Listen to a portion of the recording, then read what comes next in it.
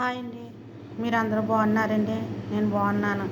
ఈరోజు నేను వండే వంట ఏంటంటే అండి, చికెన్ పులుసు పెడుతున్నానండి. అల్లం వెల్లుల్లి పేస్ట్ వేస్తున్నాను.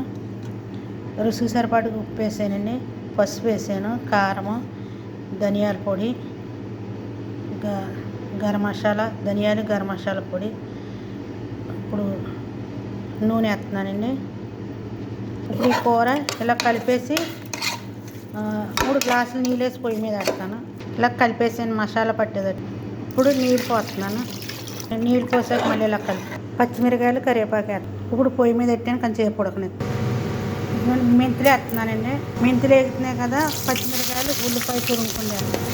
నేను చికెన్ పులుసు వేస్తున్నాను కదా, చికెన్ పులుసుకి చికెన్ ఏర్పాటుగా ఉడుకుతుందండి.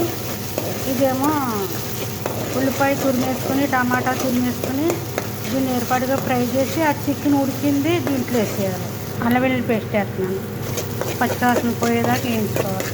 ఒక రవ్వ పసుపు వేసుకోవాలి. అల్లం వెల్లుల్లి పేస్ట్ మగ్గింది కదా, టమాటా తురుముకొని వేసుకోవాలి. పుచ్చపప్పు, జీడిపప్పు, కొబ్బరికాయ మిక్స్ ఆడుకున్నాను.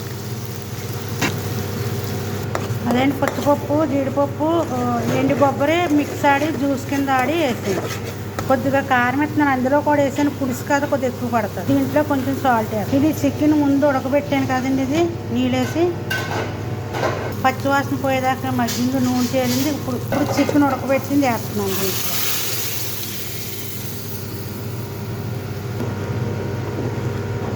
ఇదేనండి చికెన్ పులుసు అంటే. దీన్ని కొద్దిగా దగ్గర ఉడకనిస్తాను. చికెన్ పులుసు అంటే చింతపండు పులుసు వేయము, దీన్నే కొద్దిగా పులుసుగా వండుకుంటామన్నమాట. పులుసు దగ్గర పడుతుంది. ఇప్పుడు కొంచెం గరం మసాలా. చికెన్ పులుసు రెడీ అయిపోయింది, నూనె పైకి తేలింది. ఇప్పుడు కొత్తిమీర, పుదీనా, కరివేపాకు వేయాలి. చికెన్ పులుసు రెడీ అయిపోయింది, కొత్తిమీర, పుదీనా వేసాను. ఇంతే ఈ పులుసు. మీకు నచ్చితే కనుక మీరు కూడా ఇలా వండుకోండి, లైక్ చేసుకోండి, షేర్ చేసుకోండి, సబ్స్క్రైబ్ చేసుకుంటాం మాత్రం మర్చిపోతుంది. ఉంటానండి, బాయ్ అండి. ఈరోజు చికెన్ పులుసు పెట్టాను. ఉంటాను, ఓకే, బాయ్.